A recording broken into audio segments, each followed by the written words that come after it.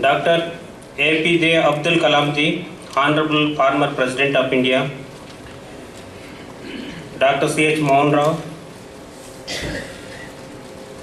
Dr. Professor B.N. Reddy, Professor B.T. Sita, Professor Ahmad Kamal, Dr. Bhaskar Rao, and other dignitaries of the dais, students, scientists, press and media, and invitees.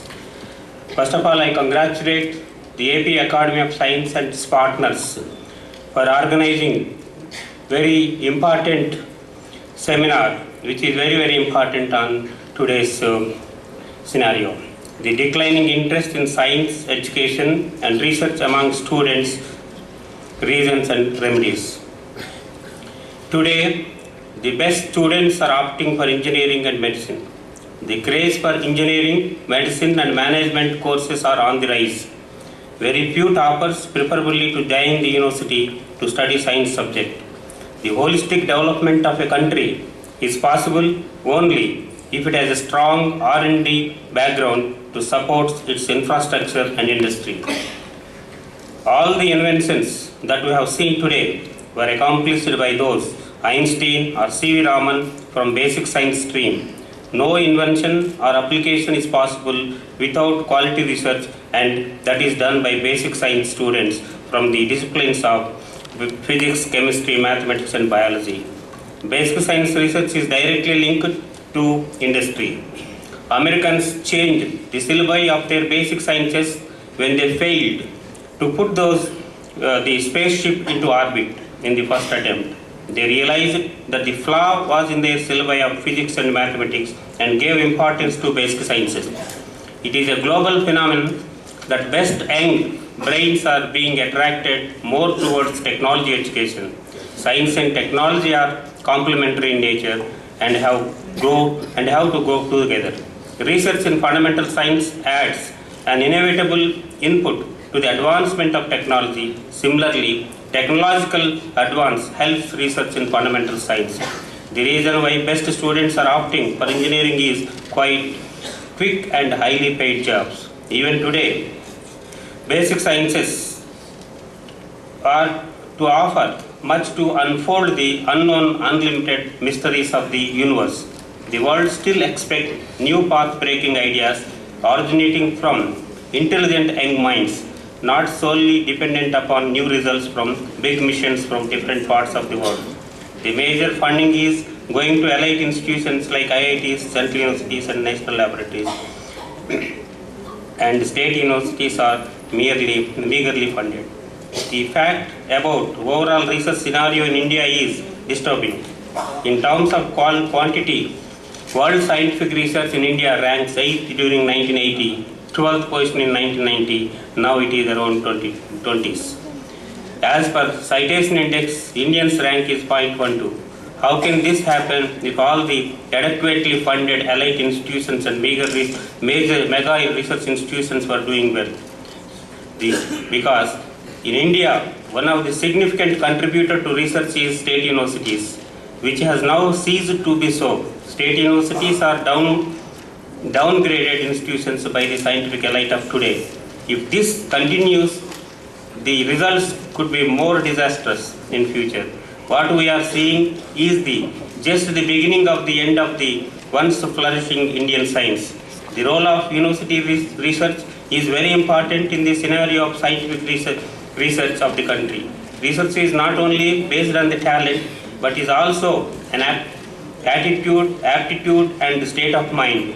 Developing and orienting the last three of these factors in young men coming from different social background can best be in Indian universities when student-student and student-teacher interactions are less formal and more personalized, and where teachers' compassion may create passion to create something new and or achieve something.